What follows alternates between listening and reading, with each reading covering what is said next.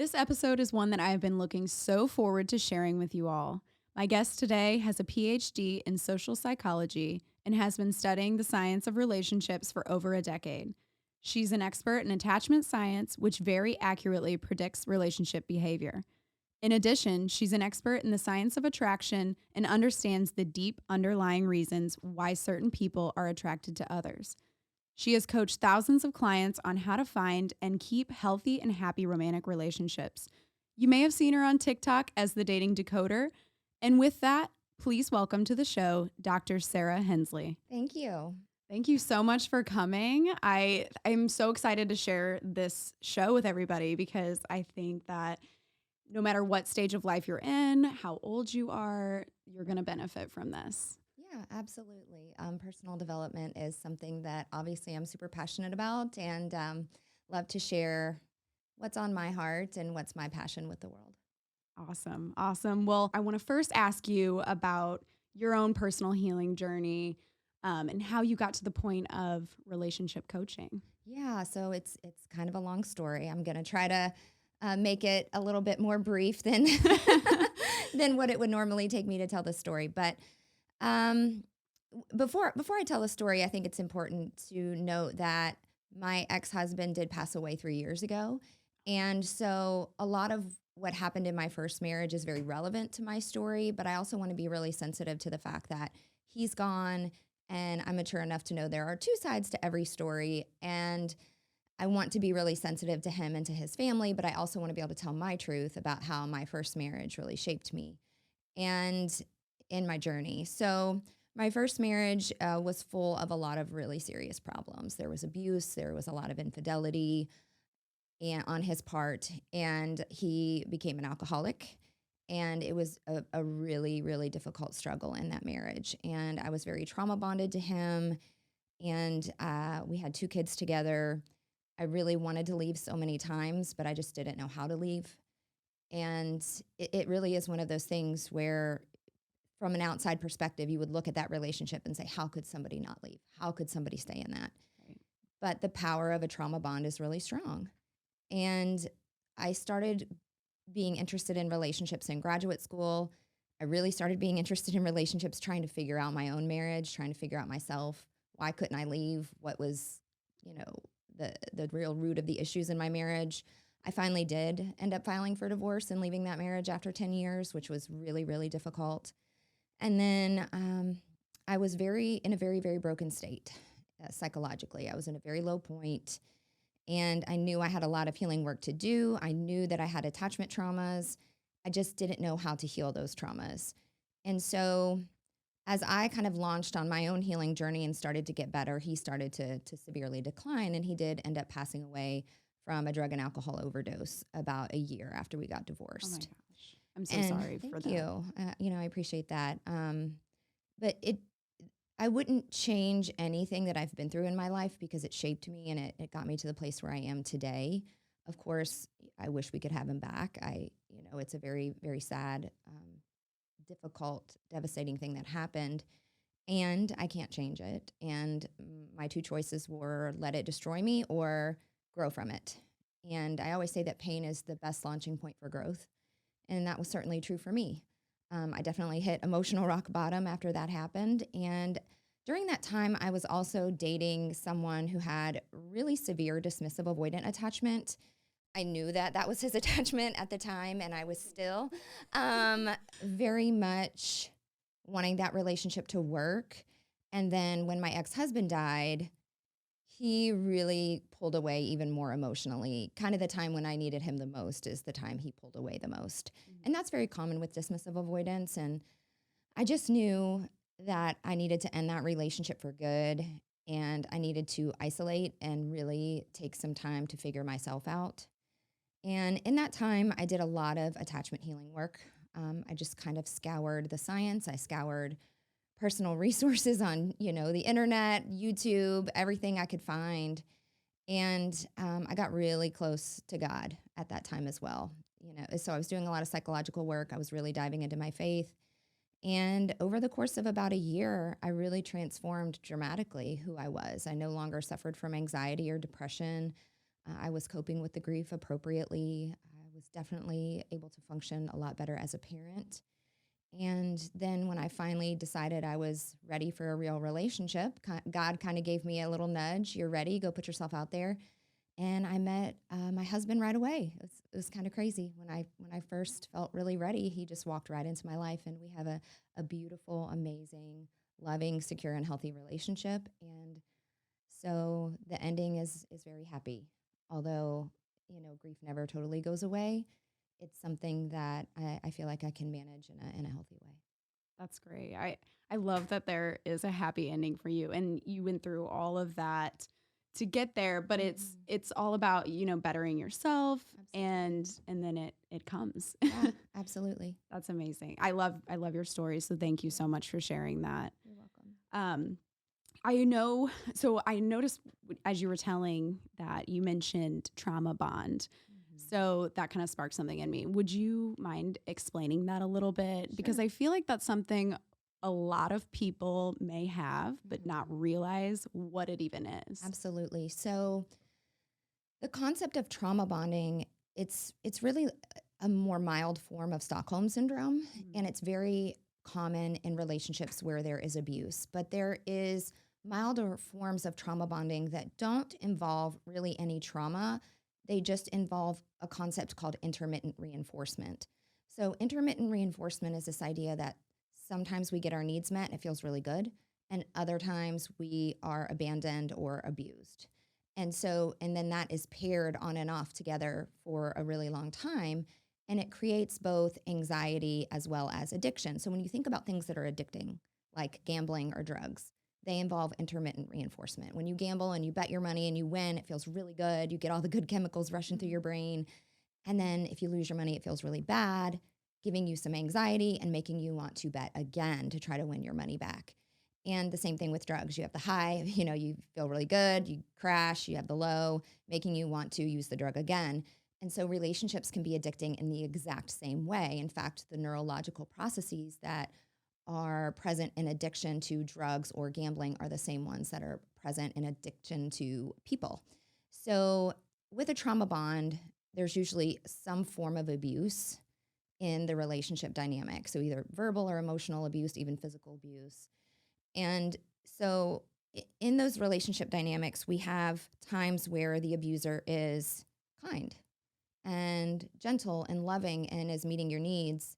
But then that's always paired with the cycle of abuse where, then they're destructive or abusive or neglectful.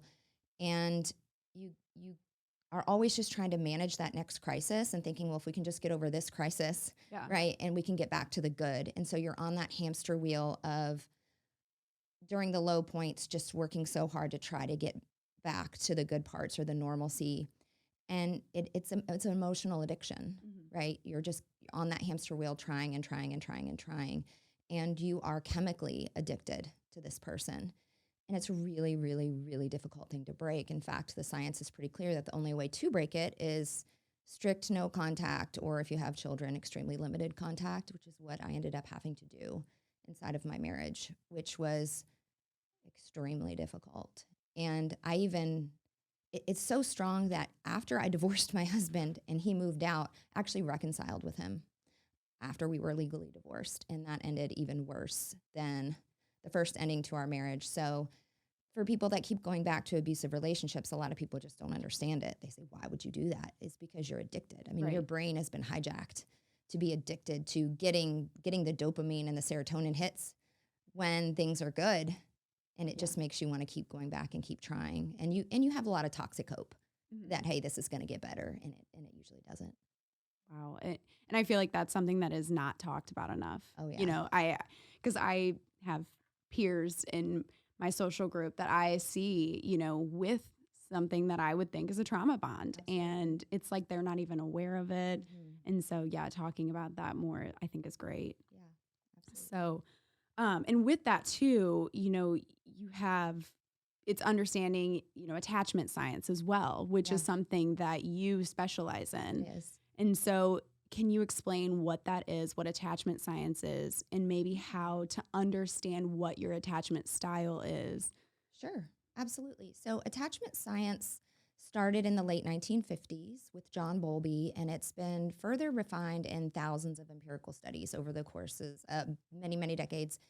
And so it's really solid psychological science, and we've nailed it pretty much now in terms of knowing exactly what attachment can predict and what its limitations are. So attachment is actually very good at predicting how people behave inside of relationships, almost in a scary, accurate way. So essentially, attachment science suggests that our earliest childhood experiences with our caregivers imprint us with a lot of messages into our subconscious about what it means to be in relationship with someone else, and really what it means to be us. So right? it's rooted in childhood. It's rooted in childhood. Okay. And so our parents give us these messages by the way they interact with each other, as well as the way they interacted with us as children. And those messages are on repeat. And so the way the subconscious works is it will take anything that's on repeat. Whatever is repeated is what it will grab onto and hold onto. And the subconscious mind really drives our behavior in terms of relationships. It just does. And there are survival reasons for that, evolutionary reasons for that. And so if our subconscious is in the driver's seat, whatever is imprinted into the subconscious on repeat from childhood is what's going to play out in our adult relationships. And so we have what are called attachment styles. Some people have more of an anxious attachment style where they received some degree of intermittent reinforcement in childhood of love, affection, emotional attunement. So they are very anxious inside of relationships, needing lots of reassurance, lots of attention, lots of affection. They have a lot of needs. They are really afraid of abandonment. They don't like to be alone. And then we have on the other side of the spectrum, we have avoidance.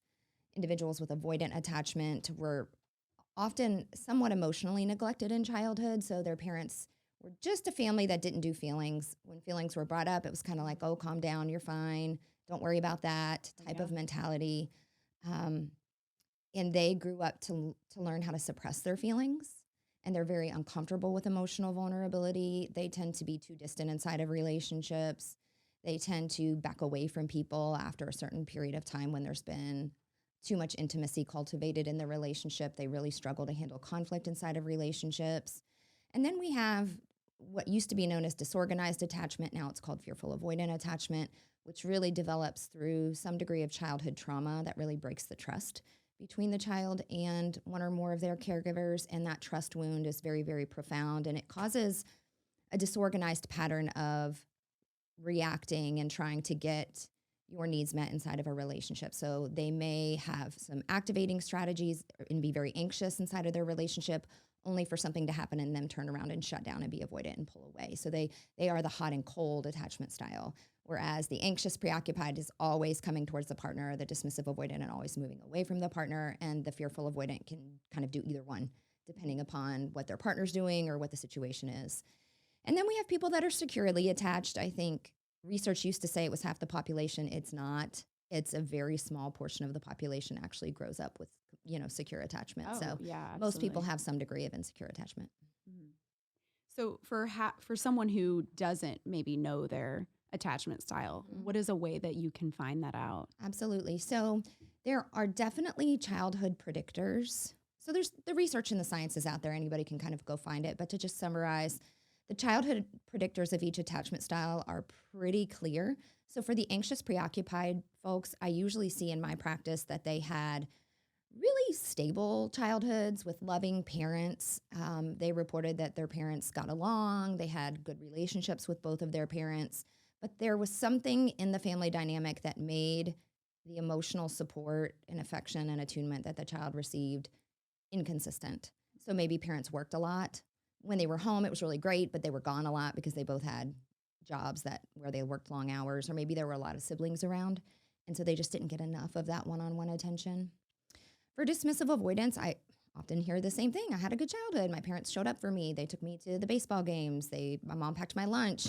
I had what I needed in childhood. But when I really probe further, they are a family that doesn't do feelings. So if I ask something like, were you able to go to your mom or were you able to go to your dad and ask for emotional support when you had an issue in childhood? Could you do that? Did you feel safe doing that? And most of the time they will answer, I don't remember ever doing that. It just wasn't something we did. I always kind of handled my feelings on my own. I never felt the need to go to my parents. And then when I kind of probe further about their family dynamic, the attitude of the parents was often very dismissive around feelings. So the focus was on achievement and responsibility and not on emotions. And then with fearful avoidant attachment, there's usually almost always a trauma. It could be a little T trauma, like my parents got divorced. Maybe the divorce wasn't handled very well. Maybe it was kind of a high conflict divorce. Maybe it was just that parents argued all the time. So there was a lack of safety in the parental relationship between the parents. Or there could be bigger T traumas like abuse or a parent with a serious mental health issue or a substance abuse issue or something like that, something that would really create a lack of safety and a lack of trust in the parental relationship. Okay. And so it sounds like with your coaching practice, you do a lot of individual work. Absolutely. And then do you then bring the couple together Yes. and then do you start out individually do. and then work your way into Yes, together? that is a Okay. hard and fast rule for me. I will do an initial session maybe with the couple together, but then if they want to take that coaching journey, I always work with individuals first to give them the foundational tools of how to cope with their own attachment insecurities and how to start healing their specific insecurities, because those tools are probably going to be a little bit different if they have different attachment blueprints, right? Attachment styles. So when I work with couples individually, I really focus on the nuances of their attachment, what specific wounds they carry, how their behavior is specifically dysfunctional. And then there's a journey of accountability there. Because when most people come to me as a couple, they're sort of just pointing the finger at the other person a lot of time, like they're the problem, Oh, right. right? And that's a super dysfunctional way to start your healing journey, right? If you just believe that you're fine and your partner's the problem, you're not going to get anywhere. Yes. Even if it's, for example, an abusive situation like my first marriage, the problem that I had was that I didn't have any boundaries. I was codependent. And so I could have pointed the finger at him saying, well, he's the one with the rage problem and he's the one with the alcoholism. But at the same time, why wasn't I leaving? Why wasn't I standing up for myself? Why was I continuing to allow abuse for years and years and years?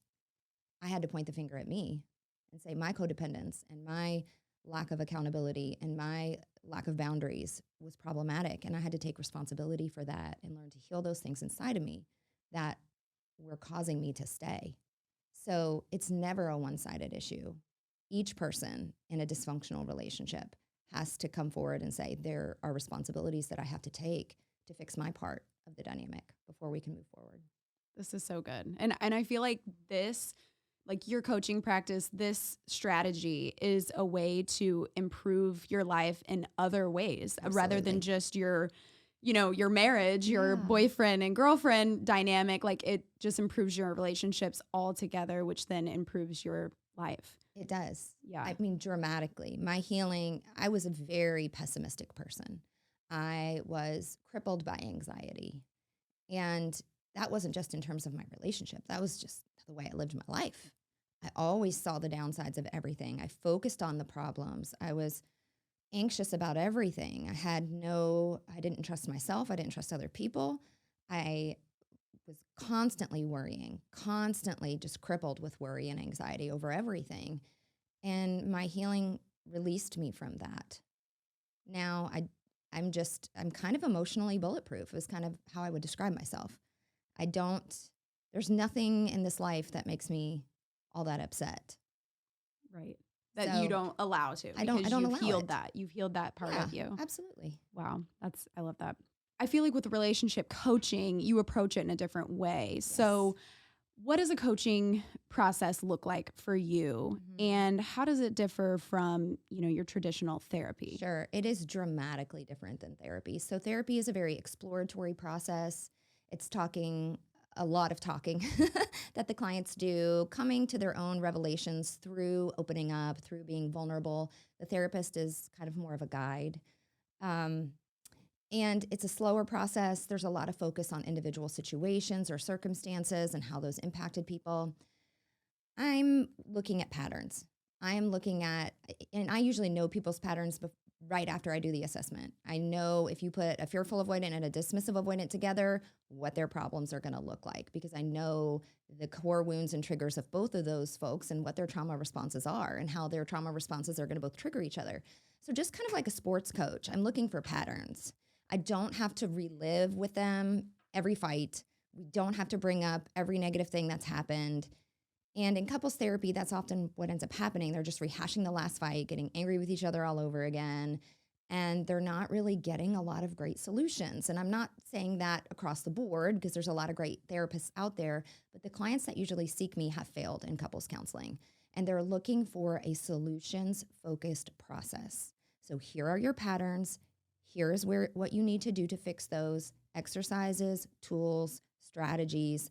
And there's a lot of hard and fast rules that I give my clients. These are the new rules in your relationship, right? You have to follow them. And those rules prevent those patterns from reoccurring. So it's a step-by-step, do this, do that type of situation. We don't have to explore your feelings around every single situation, Yeah. right? It's more focused on how do we fix this. And then alongside that, there's some individual healing associated with their own attachment. And there's some fundamental tools of attachment healing that I give to all of my clients, even regardless of their attachment. I think by the fact that yours is exploring many different things, specifically inner healing, those type of things, not like we're going to sit around and talk about our feelings.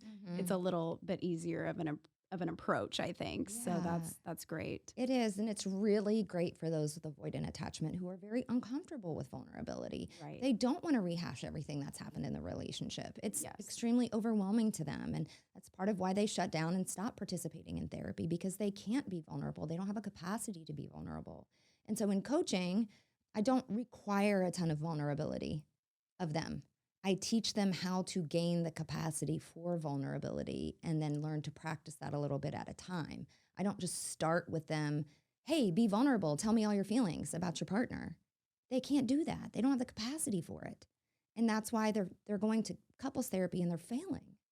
And so you have to build a dismissive avoidance capacity to be vulnerable. You have to build those connections around even them understanding what they're feeling in the first place, or labeling what they're feeling, and then allowing them the opportunity to learn how to regulate their nervous system when they have to explore their own emotions or handle the emotions of their partner, because their nervous system just goes into this freeze response. So they have to learn how to take control of their nervous system to even have the capacity. Right. So what would you say is the most common attachment style? And what are the first steps that you would say to start healing that? So the most common attachment I see in my practice is fearful avoidance. Now, the science usually says that's the most uncommon attachment style. So there may be a bias that fearful avoidance, because they have the most pain, they have the most wounds, they're more likely to seek help. So there may be fewer of them out there, but my practice has a ton of them because they are more likely than the others to seek help, because they're the most in pain of all the attachment styles, if that makes sense. Okay. So really, regardless of whatever your attachment insecurities are, the first step is just understanding that you have them and what are your patterns. You can't fix what you inherently do not understand about yourself. So the first step is a level of understanding, but understanding doesn't mean you will change. It doesn't mean you know how to change. It just means you see it, right? Right. So some of the first line healing strategies really involve becoming an authority over your thoughts, observing your thoughts, deciding which thoughts are true, which are productive, and deciding which ones need a cross out and a reframe, right? And really being super vigilant over your thought world, because thoughts lead to emotions, which lead to behavior. And so in the trigger cycle, when people are triggered inside of their relationships, when one of their attachment wounds is triggered, it's coming from the subconscious. They get an initial feeling in the body, and then the thought has to confirm it. Yes, I should feel this way, right? Yes, I should be upset because my husband just did XYZ thing. I Right. notice this in myself often. Right? And so then they go down the rabbit hole. My husband's such a jerk. He doesn't even care about me. He's, selfish, whatever it is. Well, what emotions does that produce? Anger, disappointment, frustration, helplessness, hopelessness. I mean, it could be a whole list of negative emotions. And then their behavior is just a direct result of those emotions because those emotions are really uncomfortable, especially in the body. They're super uncomfortable.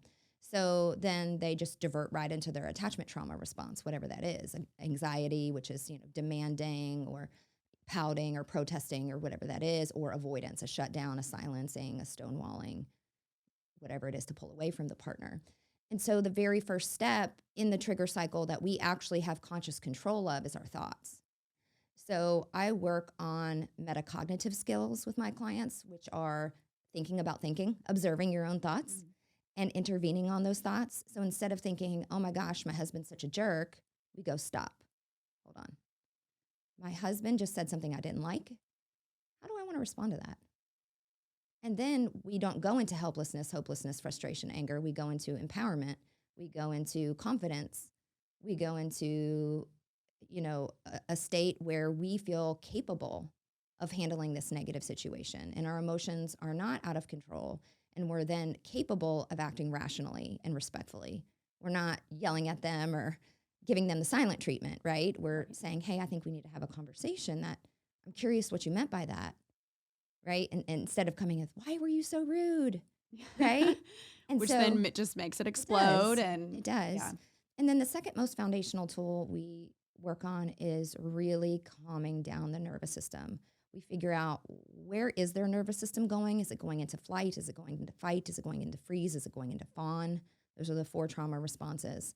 And then what does that feel like in the body? And what are the specific exercises and tools we need to practice to get into this ventral vagal response, what we call rest and digest, our calm nervous system space. And that allows our rational brain to come back online, and it allows us to behave in the ways that we choose to behave, not in the unconscious trauma responses that we were participating in before. I want to give you a scenario. Okay. And it's because I hear this a lot, just in communication with people. And I noticed that this is something that is, prevalent in a lot of people's relationship. And so how do you approach a couple who they met young, got married, had kids right off the bat? Typically, the wife stays home, helps with the kids. Her dreams are let go of. He's working all the time to support the household. Eventually, it's just years of resentment. They've been together for a long time. And at this point, they're just operating as roommates. Yeah. Oh, I see that a lot for sure. And I mean, usually there's attachment dynamics in there. Most of the time, the wife has some degree of anxious attachment. So she has a lot of needs that are not being met by her husband. She feels unseen. She feels unheard. She feels ignored. She feels extremely alone inside of the relationship. The man usually has some degree of avoidant attachment, and he pours himself into work and into his hobbies to distract himself from his own emotions and to put a wall on the intimacy between himself and his wife. That's extremely common, that anxious avoidant trap in that specific scenario. And then the man feels like, my wife's always complaining. She's always nagging at me. Nothing I ever do is good enough. She doesn't see what I do to help. She's just not grateful. I work so hard and try to provide, and she's just always having a problem, right? Yeah. And then here the wife is like, no, I'm so alone. All you do is go to work, and you don't care about any of us. And it's a really common pattern. So when there's a lot of resentment, the very first thing that I do with my clients is we have to have sort of a pact. We have to have a pact that we're starting over here. We have to have a pact that we're going to work towards forgiveness. And I give my clients a lot of tools to work towards forgiveness and to be dedicating to starting over and having a blank slate inside of their relationship. And I think those tools are pretty profound, and they're very healing for a lot of people who've been carrying a lot of bitterness and resentment. It's very empowering to be in that place. And when I can get couples to come together in that way and sort of make a pact that, hey, we've done this wrong. We've created a lot of negative dynamics in this relationship. We have hurt on both sides, but you know what? We have dedicated ourselves to healing, whatever that looks like, whatever that takes. He's going to do the hard work. She's going to do the hard work. And we need to start with this attitude of it's relationship 2.0, right? I like that because my mom always uses a saying, and she says, what starts out wrong ends wrong. Yeah. And so, yeah, I think by, like you said, restarting, just hit the refresh button. Yeah. And people really have to understand the nature of forgiveness, and they have to know how to achieve it, or they can't be successful. Mm-hmm. So I can't just say, yeah, you got to forgive your partner. They're like, "Ugh, you don't With know what years I've of been resentment, through. You don't know what it's I've hard. been through. Yeah, you Yeah. don't know what they've done." Mm-hmm. And I've forgiven my ex-husband, and if I can forgive him, and I can forgive his affair partners, and I can forgive people that really hurt me, I mean, I think everybody's capable of forgiveness if they want it, and if they seek the right tools to achieve it. If they want it, yes. If they want it. You have to want it. Mm-hmm. So I want to focus on young couples real quick. You know, I am a wedding photographer, so Okay, I awesome. see a lot of young couples getting married. Things are different now, though. They're different from when our parents were getting married and Yeah. going through a relationship, and they're different from our grandparents because we now have technology. We now have social media. Everything is at the palm of our hand. There's so many outside interferences and temptations. So what advice would you give a young couple like in their early 20s today of how to build a strong foundation? Be personally accountable for your character. Develop rock solid character before you decide to be in an intimate relationship with someone else. Okay. Yeah. Because people with rock solid character don't cheat. Mm-hmm. I mean, that's a bold statement, but they don't. They have insecurities or flaws that are causing them to cheat. And even if they are super unfulfilled in their relationship, well, then why aren't they setting boundaries? Why aren't they leaving that relationship before they're pursuing something new? Right? What they're doing is wrong. Yeah. And there's no excuse for it. There's absolutely no excuse under any circumstances where cheating or infidelity, emotional affairs even, are okay. And so develop your own character to be rock solid. Heal your own attachment insecurities. Be dang sure that the person you're choosing also has rock solid character. Don't marry the red flags. Right? Exactly. Yes. People know they're marrying the red flags. I knew I was marrying the red flags, and I see did it it so anyway. often in young couples. Yeah. You know, they're like you said, build your own character first before Absolutely. you go committing to a marriage, because you know if there's already flaws and red flags. I mean, what do you think? They'll get 5, worse. 10 years are gonna. They get worse. Yeah. They will only get the problems you have when you marry someone will triple, Yes. will quadruple 10 years down the road. So they don't go away. Marriage doesn't make them better. Mm-hmm. Marriage makes them profoundly worse. Exactly. And then add kids, add financial stress, home, everything on top of that. Yeah. Yep.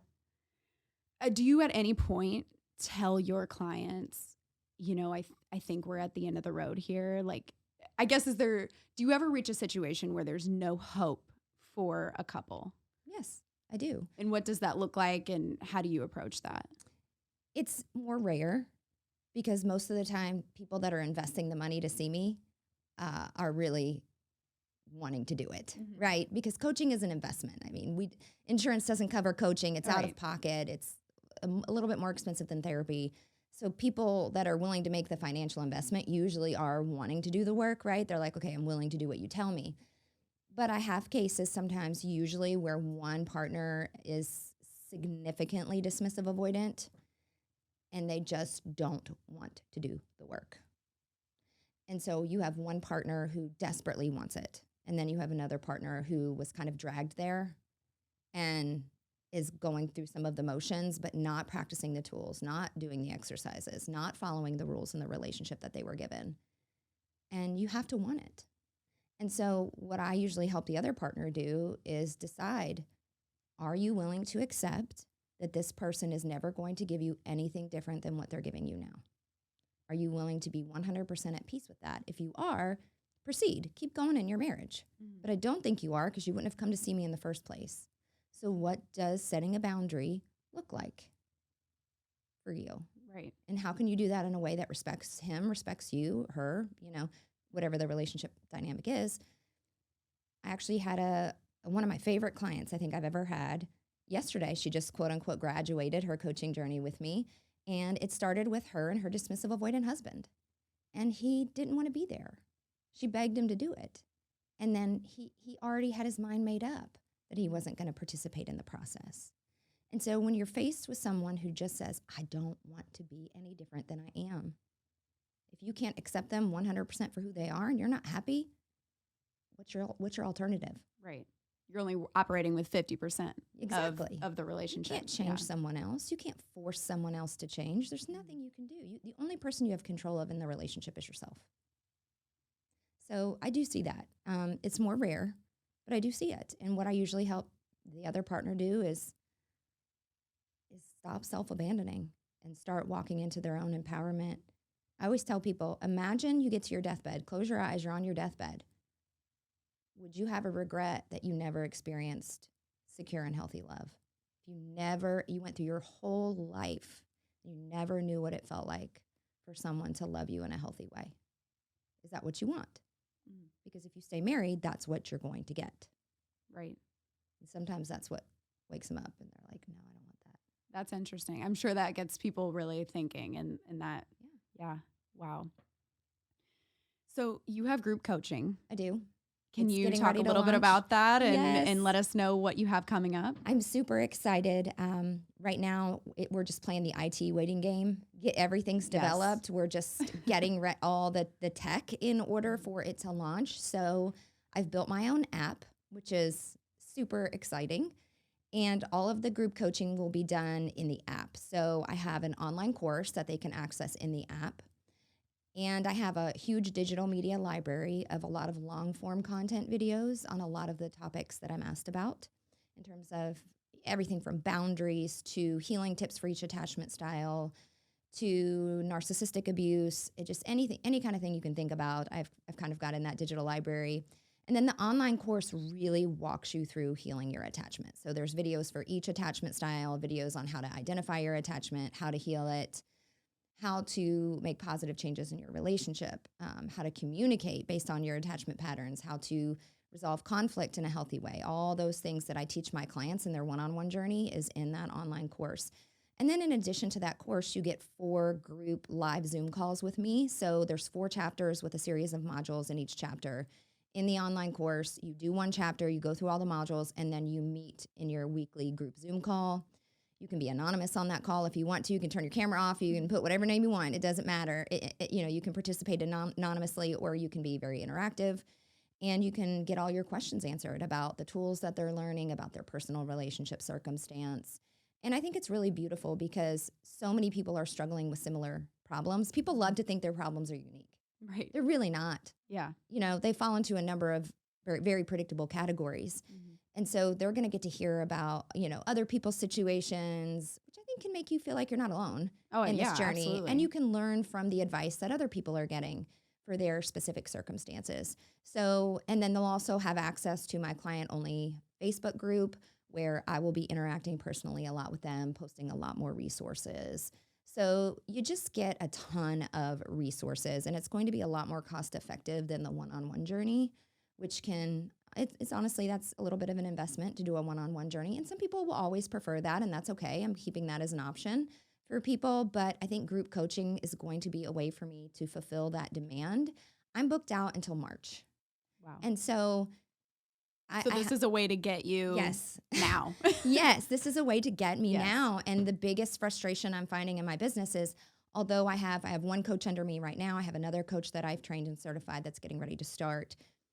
My other coach is getting completely booked up. I'm booked up for months. People really want to talk to me. I've been offering an after hours fee, and people are paying a ridiculous amount of money just to get seen because they're heartbroken and they're in pain. And I get that. And I want to help heal as many people as I can. I feel like that's what God ended up putting me on the earth to do. And this is just going to be a way to fulfill that demand for sure. Wow. And I'm so excited for this for you because I think, getting any type of information from you, like I know I've gained so much just from your TikTok. So I know that this group coaching is going to be huge. I hope so. I mean, because I am just so pumped about it. I've spent hundreds and hundreds of hours creating this content and just pouring my heart and soul into it. And just, I don't do any gatekeeping in that video. I mean, in order to draw people into more expensive coaching, I don't gatekeep at all. I'm giving you everything I got. And one thing I love is that, when you're going to someone for coaching, you want to trust that they're going to genuinely help you. And I met Absolutely. you, an hour ago? Yeah. And I can tell that you care so much about this and everything that you do. So I know just from knowing you for an hour Yeah. that you have poured your heart and soul into this. I absolutely have, because I mean, I went through so much pain, so much pain. I mean, at one point, this is really difficult to admit, but shortly after my ex-husband died, my mom was, the month before my ex-husband died, my mom was diagnosed with pancreatic cancer. And my mom was the only person in the world that I ever thought actually loved me, right? Everyone else had been in my life, including my own father, I didn't really believe ever truly loved me.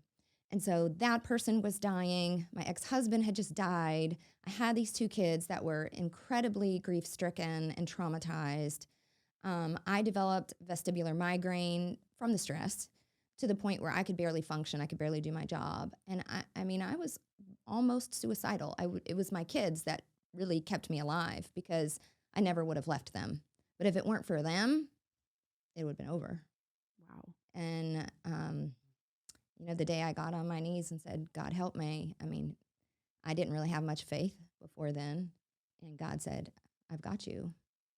I've always been there, and let me show you what I can do. Wow. Well, God put you exactly where you need to be. I believe it 100%. Because you are changing lives, and I know that. So I mentioned TikTok. Yeah. Where can people find you? What is the best way to get in contact with you? Give us your TikTok info so that people can go follow you on that as well. So I am the Dating Decoder on TikTok, Dr. Sarah Hensley, the Dating Decoder. Now, I will tell you that there are a million spoof accounts of me, and that is a problem with TikTok in general. Just a lot of larger creators end up getting people that try to mimic them and scam people or whatever. Oh my It's not a gosh. unique problem to me. I don't see think it so much, and I'm like, what is this? Like, that's so hard to, Yeah. maintain your TikTok. It is, and it's, so if you look at my profile, you'll see I have a really large following. If you're seeing people, they have like a couple thousand followers. That's not me. So I'm going to try to get authenticated, I guess, or verified on TikTok. I'm going to try to get the blue check. I'm going to apply for that. I think I have enough followers now. So, they can find me on TikTok. It's probably the best way to find me. It's been really hard to grow Facebook and Instagram for some reason. It's just not grown like TikTok has. So I am on Instagram, The Dating Decoder. I'm on Facebook, The Dating Decoder. You can always go to my website. That's probably the best place to find me, thedatingdecoder.com. Fill out a contact form. You will get a message back with all of the ways that you can connect with me or book with me or one of my other coaches. I am so excited to see where your coaching practice goes, because it's already amazing, and I just feel like you're really going up from here. So thank you so much for coming on the show today and being here. And thank you. You're welcome. Thank you so much for having me. I appreciate the opportunity. Until next time, see you then.